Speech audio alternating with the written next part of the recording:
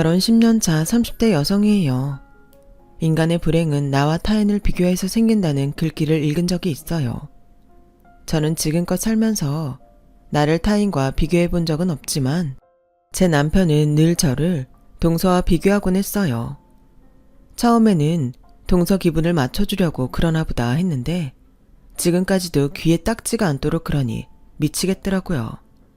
그 꼴을 7년 넘게 보고 살다 보니 이제 남편뿐만 아니라 동서까지도 곱게 보이지가 않더라고요.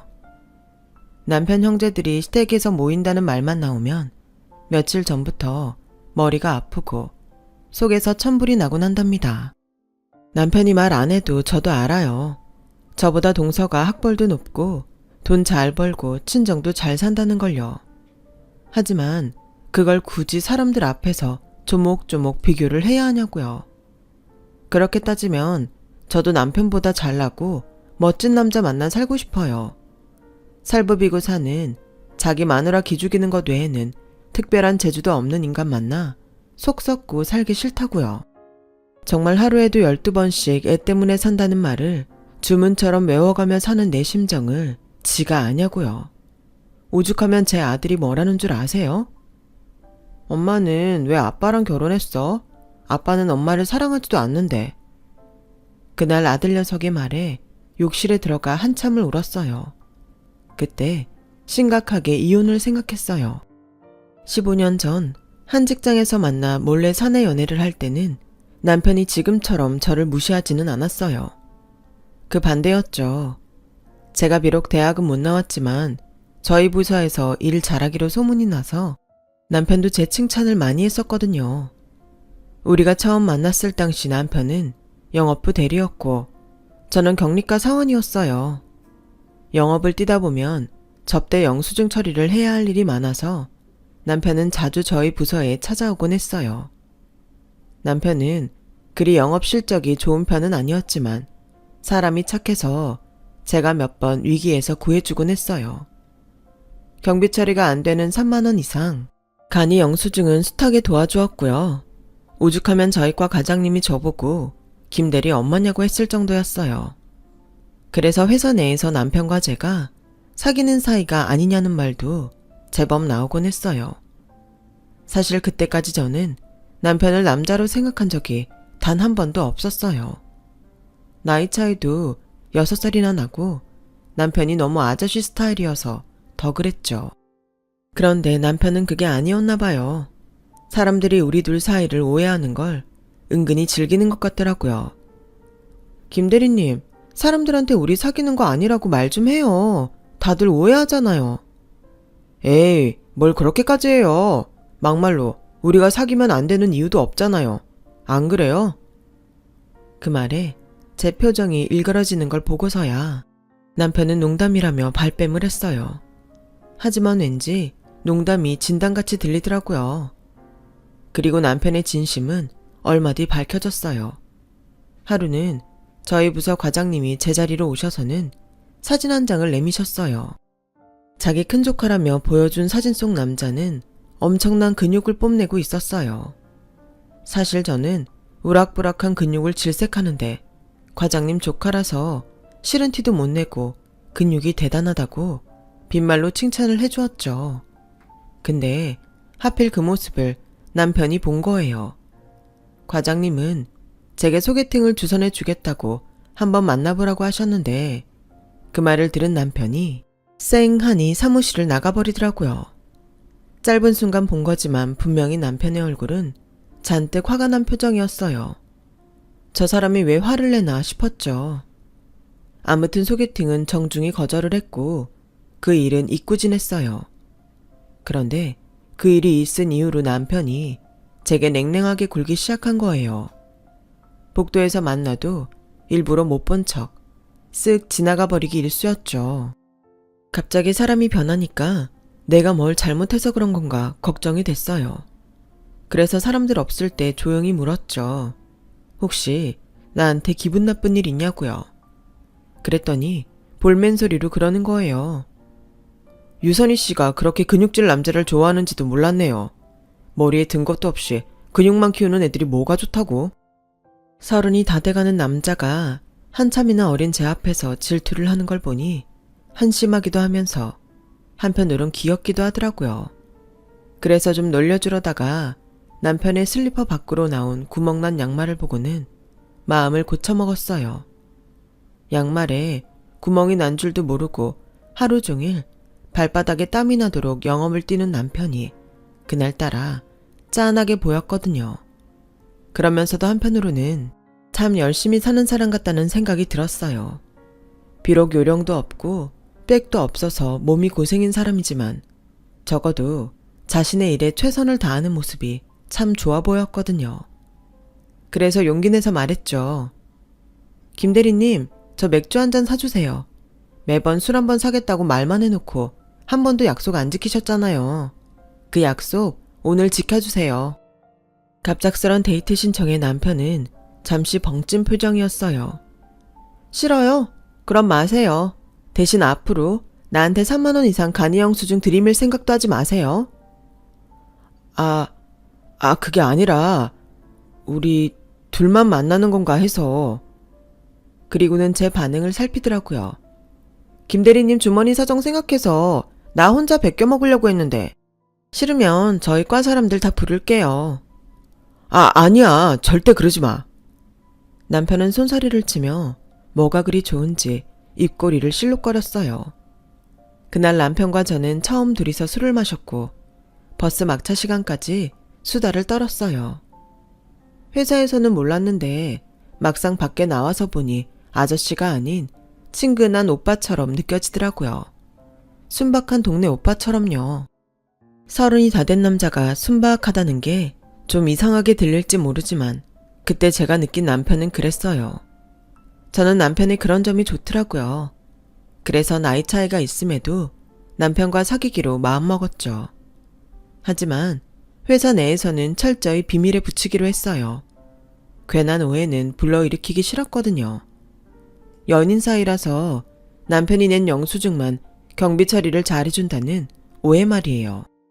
게다가 사귀다 헤어지면 서로 불편한 것 외에 주변 시선이 따가울 것 같아 미연에 방지하자는 뜻도 있었어요. 처음엔 그런 이유로 비밀 연애를 했는데 막상 사귀다 보니 스릴도 있고 우리만의 비밀이 있다는 사실에 묘한 쾌감도 있더라고요. 우리는 그렇게 5년이나 아무도 모르게 비밀 연애를 했어요. 연애 기간이 길어진 건 결혼 자금을 모으기 위해서였어요. 둘 다 집에서 첫째라서 그런가 부모님께 부담을 덜 들여야 한다는 강박이 있었거든요. 밑으로 동생들도 있어서 결혼은 우리 힘으로 해야겠다는 생각도 강했고요. 남편은 삼형제 중 장남이었는데 그중 둘째 동생이 공부를 잘했어요. 그 집안에서 유일하게 명문대를 나와서 대기업에 다니는 엘리트였죠. 그래서 집안 분위기 자체가 장남인 제 남편보다 둘째 아들을 더 대우하는 것 같더라고요. 천성이 그런 건지 주눅이 들어 그런 건지 남편도 자기 동생을 어려워했어요. 그런데 솔직히 저는 둘째가 마음에 안 들더라고요. 잘난 건 알겠는데 지 형 알기를 개똥으로 알았거든요. 형이 말하는데 툭 하면 뚝뚝 끊고 사사건건 형을 이기려 들었어요. 그러다 보니 막내 동생도 제 남편을 우습게 하는 것 같더라고요. 저희 집에서는 있을 수 없는 일이라 처음엔 많이 불편했어요. 시댁에 인사를 드리고 온 뒤로 왠지 남편이 더 불쌍하게 느껴져서 나라도 잘해줘야겠다는 생각을 했어요. 결혼 날짜가 잡히고 청첩장이 나오자 우리는 회사에 청첩장을 돌렸어요. 그동안 우리가 사귄 줄 몰랐던 회사 사람들은 다들 엄청 놀라더군요. 심지어 저희 부서 언니들은 걱정스런 표정으로 정말 괜찮겠냐고 물었어요. 그때는 언니들의 그런 반응이 남편을 무시하는 것 같아서 기분 나빴는데 지금에 와서 생각하니 그 언니들이 사람 볼 줄 알았구나 싶더군요. 기혼자였던 언니들은 연애와 결혼이 천지 차이라는 걸 알았던 거죠. 결혼을 하고 한동안 남편과 저는 맞벌이를 했어요. 벌 수 있을 때 열심히 벌어놔야 제가 출산으로 회사를 쉬게 될 때 덜 부담이 갈 것 같았거든요. 그런데 생각지 못한 일이 벌어진 거예요. 글로벌 금융위기로 IMF 때만큼이나 경제 사정이 안 좋아져서 저희 회사도 타격이 컸거든요. 40대 초반 과장급한테도 희망퇴직 신청을 받을 정도였어요. 부부 사원인 경우는 둘 중 하나는 회사를 떠날 각오를 해야만 했죠. 결혼하고 얼마 안 돼서 이런 일이 생겼으니 저희가 운이 안 좋았죠. 결국 제가 퇴사를 하면서 남편이 회사에 남게 되었어요. 어쩔 수 없는 결정이었어요.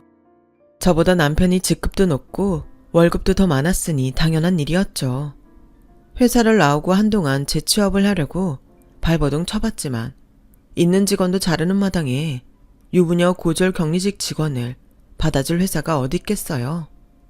월급을 낮춰서라도 어디든 들어가겠다 마음먹었지만 소용없었어요.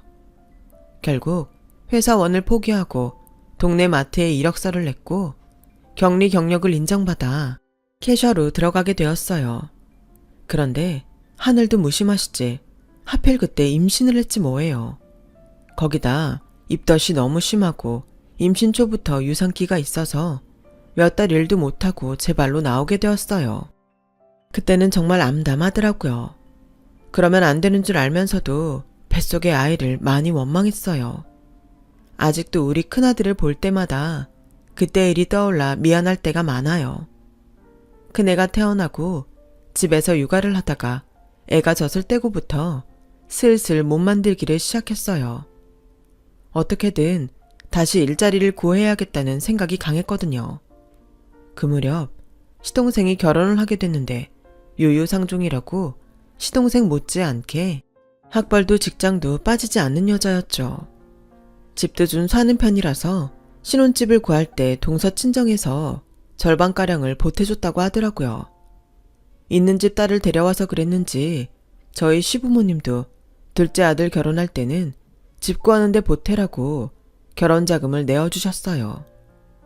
우리 힘으로 전셋집을 구해 살았던 우리 부부와 달리 시동생네는 자가 아파트에서 신혼을 시작했어요.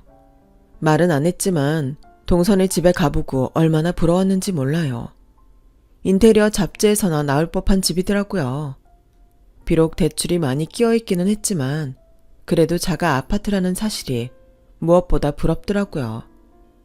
보증금 올리겠다는 집주인의 달갑지 않은 전화를 안 받아도 되니 말이죠. 그때부터였던 것 같아요. 남편이 저와 동서를 비교하기 시작한 건 말이죠.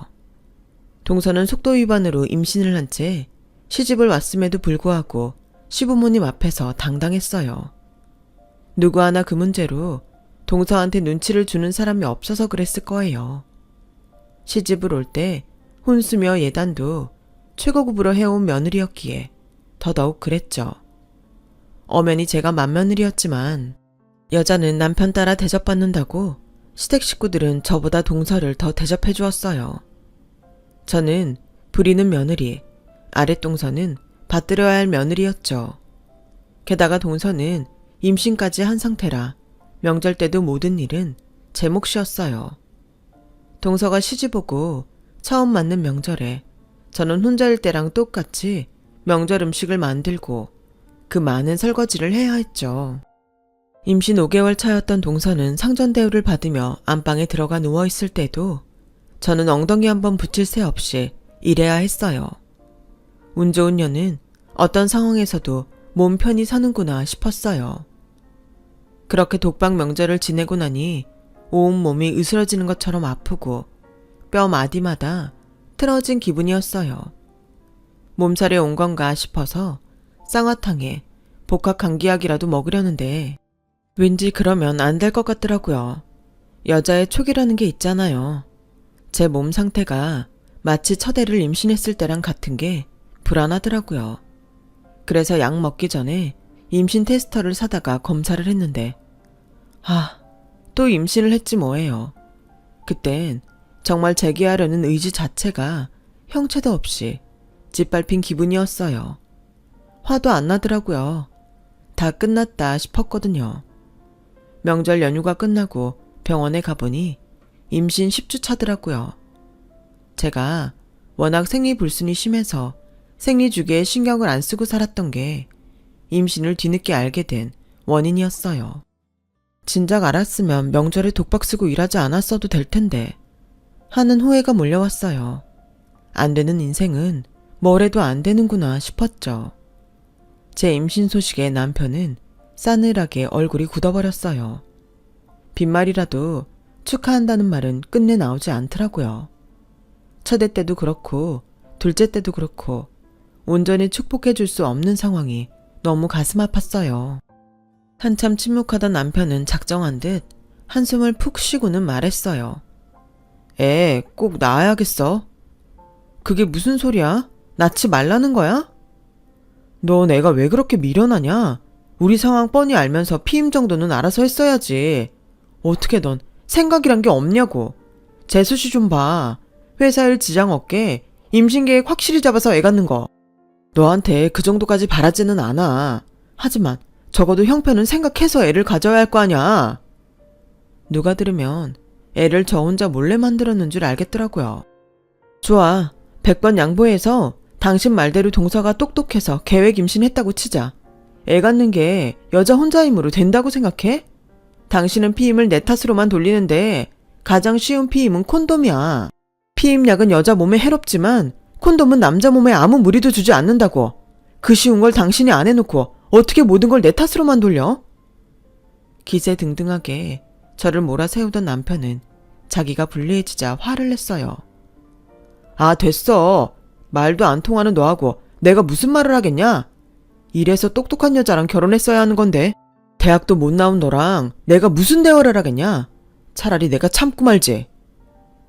그깟 시답잖은 대학 좀 나왔다고 자기가 불리할 때마다 대학 못 나왔다는 소리를 해대는데 정말 그놈의 주둥이를 미싱으로 확 박아버리고 싶었어요. 제 임신 소식을 들은 시어머니는 당연히 애를 낳아야지 무슨 소리냐며 제 남편을 탓하셨어요. 돈 무서워 이미 벤 애를 안 낳는다는 게 말이 되니? 그랬다면 니들 전부 세상 빛 못 봤을 거다. 여기까지만 들어보면 그래도 어른은 어른이구나 했어요. 그런데 끝까지 들어보니 시어머니는 역시 시어머니더라고요. 애야 낳기만 하면 봐줄 사람은 지천에 깔렸는데 뭔 걱정이야. 안사돈도 있고 큰애 여동생도 있는데 뭐가 걱정이라고. 애를 낳느니 마느니 말들이 많아. 쓸데없는 생각 말고 애 낳아.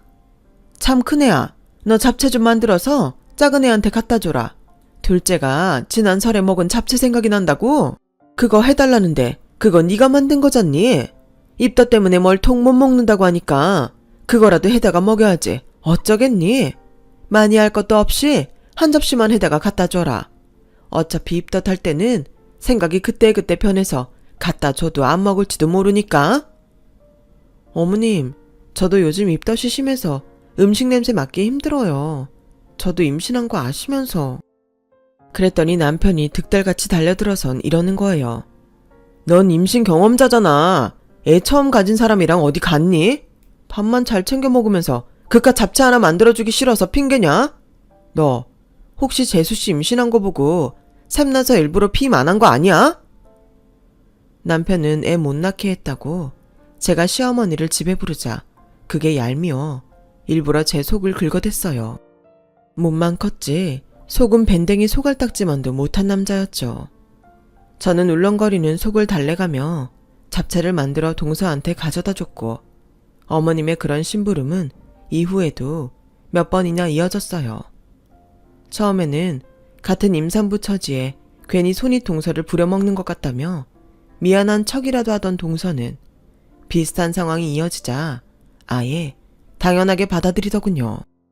제가 출산하기 두어 달 전 동서는 첫 아이를 낳았어요. 아들이었죠. 돈 있는 집이라 그런가 출산 후 바로 유명 산후조리원으로 옮겨 산후조리를 시작하더라고요. 말 그대로 산후조리부터 몸매 관리까지 체계적으로 짜인 스케줄에 따라 철저하게 관리되는 곳이었어요. 게다가 시설도 좋고 저도 돈만 있다면 이곳에서 케어받고 싶다는 생각이 굴뚝 같았어요. 그래서 저도 모르게 부럽다는 말이 툭 튀어나왔는데 그 말을 들은 남편이 가족들 앞에서 제게 그러는 거예요. 부러우면 너도 돈 벌어. 재수 씨도 다 자기가 번 돈으로 산후조리원 간 거야. 남이 가진 거 부러워할 생각만 하지 말고 그 사람이 그걸 갖기 위해 얼마나 노력했는지부터 생각해. 꼭 능력도 없는 것들이 남의 떡 보고 침 흘리더라. 안 그래요, 재수 씨? 재수 씨는 참 능력도 있고 센스도 있고 뭐 하나 빠지는 게 없습니까? 시간 날 때 제 집사람한테도 조언 좀 해주세요. 이 사람은 무식한 데다 센스라고는 눈꼽만큼도 없다니까요. 가족들 앞에서 저를 깎아내리며 동서 칭찬을 한 남편 때문에 저는 속이 문드러졌지만 남편도 가족들도 이런 제 생각은 조금도 안 하더라고요. 그날 집으로 가는 차 안에서 울면서 남편한테 서운하다 했더니 돌아오는 건 애꿎은 타박뿐이었어요. 오늘 우리가 거기 왜 간 것 같니? 재수씨 출산 축하하러 간 거야. 힘들게 애 낳은 사람 기분 좀 띄워준 거 가지고 네가 지금 질투할 일이니? 사람이 왜 그렇게 생각이 어려? 여자의 적은 여자라더니 그런 거냐? 혹여 재수씨를 적으로 생각한다면 그 생각 일찌감치 접어라. 재수씨랑 너랑 상대가 되겠니? 그럴 바엔 차라리 고개 팍 숙이고 밑으로 기어 들어가는 게 상책이야. 베테랑 영업맨으로서 해주는 조언이다. 베테랑은 개뿔. 형편없는 자기 영업 실력은 누구보다 내가 잘하는데 어디서 뻥을 치는지. 남편의 말 같지도 않은 전략 탓에 마음이 상한 건 저뿐이었죠. 2달 뒤 둘째 아이를 출산했어요. 딸이었어요. 둘째를 낳지 말라고 했던 남편은 딸아이 재롱에 빠져서 지난날 자신의 과언은 생각도 못하는 것 같았어요. 그래도 애들한테 잘하니 그나마 다행이다 싶었죠. 둘째까지 낳고 보니 제게서 제 취업은 더욱 멀어져 버렸어요. 애 둘을 친정에 맡기고 일을 다닐 수는 없었거든요. 그래서 절약하는 것만이 돈을 버는 거라는 각오로 최대한 생활비를 아끼기 위해 노력했어요. 그렇다고 사람이 먹을 건 못 먹고 살 수는 없는 거잖아요. 그래서 여러 매체를 통해 틈새 절약 노하우를 익혀나갔고 그걸 블로그에 하나하나 기록해 나만의 절약 노트를 만들었어요. 정부에서 지원하는 육아 관련 사업과 혜택들도 꼼꼼히 찾아서 신청을 했고요. 화장실 휴지 한 장, 수돗물 한 컵도 허투루 쓰지 않도록 절약했어요. 아이가 다니는 어린이집에서 철마다 하는 아나바다 캠페인에 참여해 둘째한테 필요한 유아용품도 구하고 유치원 엄마들을 통해 딸아이 옷이랑 장난감, 책 등도 얻었을 수 있었어요. 제가 잘 쓴 물건들은 다시 세탁해서 필요한 다른 엄마들한테 나눠주면서 서로 필요한 물품 교류를 해나갔죠. 비싼 돈 주고 아이들을 키즈카페에 데려갈 게 아니라 마음 맞는 엄마들 몇 명과 함께 공동 육아를 하며 아이들과 함께 놀아주기도 했어요. 가전제품을 사고 나온 대형 박스를 이용해 종이집을 만들어 아이들이 들어가 놀 수 있게 해주고 안 쓰는 자투리 천을 모아서 아이들 놀이복도 만들어 입히곤 했죠. 장을 볼 때도 공동으로 채소며 생선 등을 구입해 필요한 만큼씩 나눠 가져가고 돈도 나눠서 냈더니 생활비도 많이 절약이 되더라고요. 남아서 버리는 채소도 없게 됐고요. 돈 대신 엄마들 품을 팔아 생활비를 아끼다 보니 하루하루 돈을 쓰는 게 아니라 돈을 모으는 기분이 들었어요. 이 모든 노하우를 블로그에 착실히 기재하다 보니 블로그 이호 신청도 많이 들어오고 조회수도 엄청나게 늘어갔어요. 그러던 어느 날이었죠. 모르는 번호로 전화가 왔더라고요. 생활가전을 만드는 중소기업인데 자기네 제품을 써보고 평가 좀 해달라고 하는 거예요. 사용한 제품도 주고 소정의 사례금도 지불하겠다고요. 이게 말로만 듣던 뒷광고인가 싶었죠. 그래서 블로그에다 그런 광고는 안 한다고 선을 그었죠. 그랬더니 광고를 해달라는 게 아니라 주변 엄마들과 함께 제품을 써보고 모니터링을 해달라고 하더군요. 제품에 대한 좋은 말을 해달라는 게 아니라 주부들이 직접 써보고 개선할 점을 위주로 알려주셨으면 합니다. 뭐 저희한테 나쁠 건 없을 것 같아서 친한 엄마들 몇몇과 함께 제품을 써보고 이 제품이 어떨 때 사용하기 좋은지 어떤 부분이 불편한지 등을 꼼꼼히 적어 회사에 보내주었어요. 그랬더니 보고서가 마음에 들었는지 이후에도 신제품이 나올 때마다 연락을 해주시더라고요. 그렇게 사용해본 제품들 중 쓸모있고 가성비 좋은 제품들은 엄마들한테 부탁을 받아서 회사에 주문을 넣어주기도 했어요. 블로그를 통해 보고 어디 제품이냐고 쪽지를 보내오는 사람들도 많았고요. 이래서 블로그로 광고 수익을 얻을 수 있다고 하는가 보다 생각하게 됐죠. 하지만 절약 생활에 관한 제 블로그를 제품 홍보, 판매 수단으로 이용하다가 혹여 제품에 이상이 있어서 문제가 생기면 어쩌나 걱정이 되더라고요. 내 이름을 건 블로그에서 판 물건이면 내가 책임을 져야 하는 게 맞으니까요. 그래서 과감히 제품 문의나 구매 신청은 받지 않기로 했어요. 그리고는 오직 내가 습득한 생활의 노하우를 바탕으로 블로그를 채웠어요. 그랬더니 오히려 사람들한테 돈벌이가 아닌 정보로 승부하는 블로그란 인상을 줄 수 있어서 훨씬 호응이 좋더라고요. 물론 광고 수입은 없었지만요. 남편은 제가 일도 않고 집에서 애들이랑 놀고 있다고 생각했겠지만 저도 나름대로 절약을 통해서 생활비를 줄여나가고 있었어요. 제가 나가서 일을 하게 되면 고정된 수입은 생기지만 그만큼 내 아이들을 케어하는데 따로 들여야 할 비용이 들잖아요. 계산을 해보니 그 돈이 제가 직접 육아를 하며 절약하는 비용보다 더 들더라고요. 거기다 블로그를 통해 벌어들이는 수익까지 계산하면 제가 집에서 육아를 하는 게 이익이었죠. 그걸 모르는 남편은 마치 저를 집에서 놀고 먹는 식충이 취급을 했지만요. 아무리 가계부를 증거 삼아 상황을 설명해도 들을 생각을 안 했죠. 어쩌겠어요. 말해줘도 안 듣는걸요. 집에서 벌어들이는 부수입으로 주식 투자도 하고 한때 유행하던 코인도 하면서 조금씩 주머니를 불려나갔고 그렇게 모은 돈으로 남편 차를 바꿔주자 그때야 남편도 조금은 놀라는 눈치더라고요. 그러면서 혹시 자기가 그간 번 돈으로 산 게 아닌가 의심하더군요. 말했잖아. 내가 집에서 놀고 있는 건 아니라고. 나도 나름대로 돈을 벌고 있었단 말이야. 이 차에는 당신 돈 1원도 안 들어갔다고. 그러니까 앞으로는 제발 집에서 놀고 먹는다는 말은 안 했으면 좋겠어.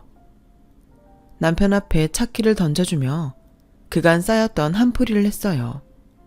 비록 중고차긴 했지만 가정주부가 부업으로 차를 샀다는 말에 시댁 식구들도 조금 놀라는 눈치였어요. 그래? 큰애 니가 아주 맹탕은 아닌 모양이구나. 아무튼 애썼다. 어머님도 모처럼 제게 칭찬을 다 해주시더라고요. 그런데 기왕 재주 부리는 거 작은 애 대신 승민이 생일잔치 좀 준비해라. 너도 알다시피 작은 애가 좀 바쁜 애니? 이번에 승진까지 해서 요즘 눈코 뜰 새 없이 바쁘다더라. 밖에서 돈 버는 애한테 지 아들 생일까지 챙기게 할 순 없잖니. 별로 할 건 없고 케이크랑 간식 좀 준비해서 승민이 유치원에 좀 갖다 줘. 요샌 뭐라더라? 그 간식 키트? 뭐 그런 걸 해다가 보내면 유치원에서 애들한테 나눠준다더라고. 또 뭐라고 하던데? 암튼 난 당최 뭔 말인지 잘 모르겠으니까 작은 애랑 통화하고 하라는 대로 다 해줘. 살림 잘하는 며느리 이럴 때 안 써먹으면 언제 써먹냐? 제 칭찬을 하시는 줄 알았는데 결론은 동서 대신 동서 아들 생일잔치 준비를 떠맡기시려는 거였어요. 어머님이 가시고 혼잣말로 볼멘 소리를 했더니 대뜸 남편이 그러더군요. 네가 살림 잘한다고 자랑질 할 때부터 이렇게 될 줄 알았다. 너 잘하는 거니까 재수지 좀 도와줘. 있는 재주 썩히지 말고. 약 올리듯 한 소리하곤 잽싸게 자동차 키를 들고 나가는 남편을 보자 저런 게 뭐가 이쁘다고 차를 바꿔줬나 후회가 밀려왔어요. 애들 태우고 다니는 것만 아니라면 당장 뺏고 싶었죠. 열을 식히고 동서한테 전화를 했더니 요구사항이 엄청나더라고요. 자기애 다니는 유치원 엄마들은 유기농 아니면 안 먹이니까 간식은 유기농 제품에 GMO 식품으로 선별해 개별 포장해서 30개를 준비하라고 했어요. 간식은 유기농 과일 주스와 유기농 밀로 만든 쿠키, 자연 방목한 소에서 얻은 우유가 듬뿍 들어간 밀크 초콜릿과 유기농 사탕으로 구성하고 케이크는 강남에 있는 유명 파티셰가 만든 유기농 당근 케이크로 사가라고 하더군요. 비용은 형님 계좌로 넉넉하게 보내드릴 테니까 질 좋은 제품으로 골라서 준비해주세요. 아, 젤리는 안 돼요. 애들 치아에 무리가 가면 안 되니까. 그리고 포장도 신경 좀 써주세요. 아예 업체에서 주문해서 스티커랑 리본 세트도 맞춰주시고요. 아, 스티커에 들어갈 문구는 제가 문자로 보내드릴게요. 살림 잘하는 형님 덕을 이렇게 보게 될 줄은 몰랐어요. 아주 상사가 부하 직원한테 업무 지시 내리는 것처럼 조목조목 빠짐없이 요구사항을 말하더군요. 같이 애 키우는 입장이라서 이번 한 번은 봐준다 생각하고 열심히 준비해 보냈어요. 그랬더니 유치원 엄마들이 어쩌면 이렇게 준비를 잘했냐며 어느 업체에서 했는지 묻더래요. 그래서 손윗동서가 해줬다고 했더니 자기들 생일 차례 때 부탁 좀 해도 되겠냐고 묻더라는 거예요. 물론 수고비는 제대로 주겠다고요. 생각해보니 괜찮겠다 싶었어요. 사실 뭐 그리 어려운 일도 아니고 한 이틀 고생하면 되니까요. 그 말을 들은 남편은 무릎을 치며 그러더군요. 역시 대기업 다니는 유능한 재수씨는 달라도 다르네. 당신이 집에서 노는 거 불쌍해서 이렇게 일감도 따다주고 자긴 정말 손아래똥서 잘 만난 줄 알아. 덕분에 한 몇 년 부수입 제대로 올리게 됐잖아. 당신은 그걸 말이라고 해? 이게 다 동서 덕분이라고? 그놈의 재수씨 사랑 아주 눈물겹다. 결국 남편의 말에 이번에도 화만 제대로 나게 됐어요. 그런데 얼마 뒤 황당한 일이 벌어졌지 뭐예요. 결혼 10주년이라고 제게 사준 명품 백을 들고 오랜만에 만난 친구랑 백화점에 갔는데 거기 매장 직원이 제 가방을 보고는 짝퉁이라고 그러지 뭐예요. 남편이 결혼 10주년 기념 선물로 사준 건데 그럴 리 없다고 했더니 매장 매니저가 나와서 보더니 정말 가품이 의심되니 제품을 산 곳에서 잘 알아보라고 하더군요. 잘 사는 친구 앞에서 기죽기 싫어 들고 나간 가방이었는데 결국 그 가방 때문에 공개적으로 망신살 뻗치게 되었죠. 웃긴 건 남편의 태도였어요. 그럼 돼지 목에 진주 목걸이라도 채워줘야 했다는 거야? 어차피 집구석에서 뭉개고 있으면서 그런 백 들고 나갈 일은 있겠니? 제대로 쓰지도 못할 거 뭐하러 비싸게 정품을 사? 짝퉁도 이렇게 잘 나오는데 싫으면 쓰지 말던가. 돼지 목에 진주 목걸이라니. 남편한테 저는 그런 존재였던 거예요. 그런데 그게 끝이 아니었어요. 남편이 낭떠러지에 서 있는 내 등을 떠미는 사건이 벌어졌거든요. 추석을 맞아 시댁에 다들 모였는데 웬일로 시동생이 제 남편한테 싹싹하게 굴지 뭐예요. 이어지는 말에 저는 기함을 토했죠. 형, 무슨 돈으로 그런 걸 다 사보냈어. 난 형수님한테 뭐 하나 사드린 것도 없는데 우리 와이프까지 챙겨주고. 그래요 아주버님, 이번에 너무 큰 돈 쓰셨어요. 생일 선물로 그렇게 비싼 선물을 받아도 되는지 모르겠네요. 도대체 남편이 뭘 줬길래 싸가지 부부가 이 난리를 치나 싶었어요. 남편은 간만에 어깨를 쫙 펴고 갖은 생색을 다 내며 그러더군요. 저 그 정도는 버는 사람입니다. 걱정 마시고 편하게 쓰세요. 우리 집사람 백 하나 사주려고 백화점 갔다가 재수씨 생일인 게 생각나서 하나 산 거예요. 부담 갖지 마세요. 백? 무슨 백을 샀길래 그래? 설마 자기 나한테 줬던 짝퉁백 동서한테도 사준 거야? 이 인간이 정말? 그거 들고 다니다 망신당하면 어쩌려고 그래? 그랬더니 동서가 토끼 눈을 하고 그러는 거예요. 형님, 짝퉁이라뇨. 그거 정품 맞아요.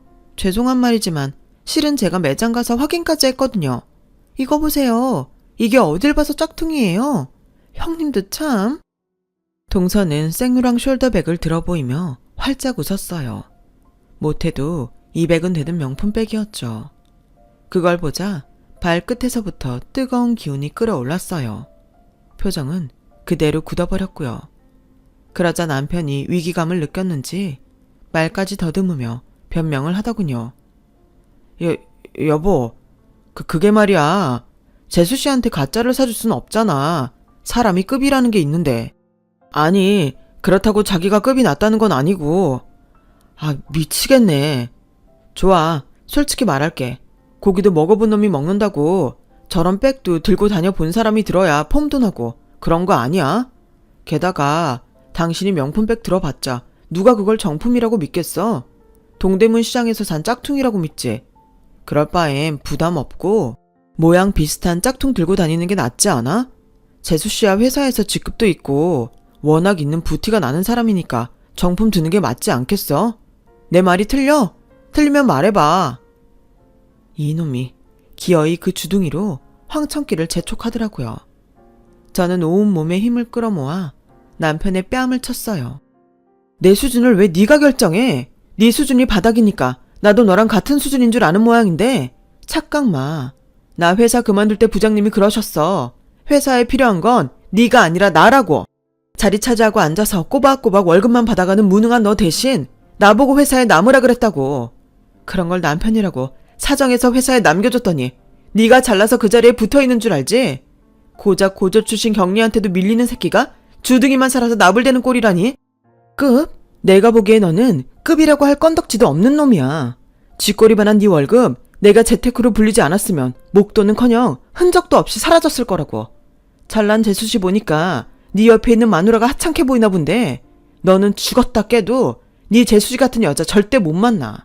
너는 네 동생만큼 스펙이 안 되잖아.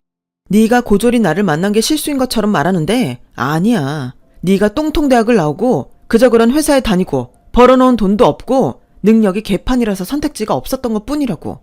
근데 어쩌냐? 고졸이 나한테까지 까이게 생겼는데 더는 너 같은 머저리랑은 살기 싫거든. 애들은 내가 데려갈게. 어차피 넌 애 키울 능력도 안 되는 놈이니까.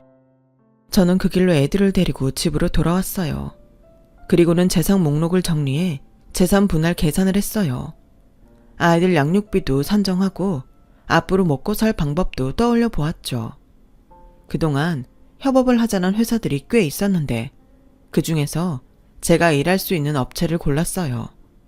일단 이혼 전에는 큰 수익을 내서는 안 되기에 아이들 양육권을 받을 수 있는 선에서 수입을 제한했어요. 이혼 전에 만들어진 수입은 부부가 재산 분할을 해야 하니 저로서는 손해일 뿐이잖아요. 그래서 큰 수입을 얻을 수 있는 일은 나중으로 미루기로 한 거죠. 남편은 자기가 잘못했다며 이혼만은 안 된다고 울고불고 했지만 이미 저는 마음의 결정을 끝낸 뒤였죠. 그렇게 저는 남편과 이혼을 했어요. 양육권과 친권도 가져왔죠. 살던 전셋집은 빼서 남편과 나눠 가졌고 차는 남편이 타는 대신 저는 차 구입비의 절반을 현금으로 받았어요. 그리고 매달 두 아이의 양육비를 받기로 했죠. 이혼 후 저는 출판사와 계약을 맺고 블로그에 올렸던 살림 노하우를 바탕으로 책을 냈어요. 그리고 블로그를 통해 강연 의뢰를 받아 강연도 다니게 되었죠. 거기다 몇몇 회사들과 협업 계약을 맺고 모니터링을 통해 신제품 구상부터 출시까지 관여하게 되었죠. 내 아이들을 키워야 한다는 생각에 잠도 줄여가며 일을 한 덕분에 남편이 벌어다 준 돈으로 생활을 할 때보다 오히려 살림은 나아졌어요. 그리고 얼마 뒤 저는 난생 처음 경호원들의 에스코트를 받으며 팬사인회를 갖게 되었어요. 제가 출간한 책과 블로그의 성공 덕분이었죠. 그런데 하필 그 자리에서 남편과 만나게 된 거예요. 남편은 제 곁을 지키고 있는 경호원을 보고는 깜짝 놀라더군요. 솔직히 저도 처음 있는 일이긴 했지만 남편 앞에서만큼은 기죽기 싫어서 대수롭지 않은 일상의 일부인 것처럼 행동했어요. 그랬더니 남편이 한숨을 푹 쉬면서 그러더군요. 내가 내 복을 찬 것 같다. 나 얼마 전에 회사에서 나왔어. 뭐 쫓겨난 거지. 당신 말대로 나란 인간은 회사에서 월급이나 축내는 식충이 같은 놈이었더라고. 집에서는 동생한테도 치이는 못난 장남이고 아내란 자식들도 못 지킨 못난 가장이잖아. 실은 당신이 나보다 나은 사람인 걸 전부터 알고 있었는데 자존심이 상해서 인정하기 싫더라고. 그래서 일부러 재수씨랑 비교하면서 당신 기죽이라고 했어. 당신이 못난 날 버리고 떠날까봐 두려워서 그랬던 것 같다. 너무 늦었지만 미안해. 남편은 고개를 푹 숙이고는 축 처진 어깨로 터벅터벅 걸어갔어요. 그 모습을 보니 안 됐다는 생각이 들기도 했지만 그렇다고 다시 남편의 손을 잡아주고 싶지는 않았어요. 그러기엔 그동안 제가 받은 상처가 너무도 깊었으니까요. 현재 저는 두 아이를 키우며 작은 업체를 꾸려가고 있어요. 아이들 생일이나 집들이, 홈파티, 그 밖에 크고 작은 집안 행사를 위한 물품 스타일링을 주로 맡고 있죠. 제 블로그를 통해 예약을 받고 있고 직원은 그동안 저와 공동 육아와 공동 장바구니 생활을 했던 제 아들 친구 엄마들이에요. 현명한 살림이 돈이 될 수 있다는 걸 아는 현명한 주부들이죠. 바쁜 직장인 엄마들을 대신해서 각종 퀴즈 파티도 대행하고 있는데 엄마들 입소문을 타고 예약이 밀려서 요즘은 행복한 비명을 지르고 있답니다. 비록 몸은 고단하지만 내 아이들에게 당당한 엄마로 살기 위해 오늘도 열심히 살아가는 제게 많은 응원해주세요. 제 사연을 들어주셔서 감사드립니다. 들어주신 분들 모두 행복한 하루하루 보내시길 진심으로 바랍니다. 여러분, 사연 댓글에 응원과 현명한 조언 부탁드려요. 좋아요와 구독은 저에게 큰 힘이 됩니다. 오늘도 좋은 일 가득하세요.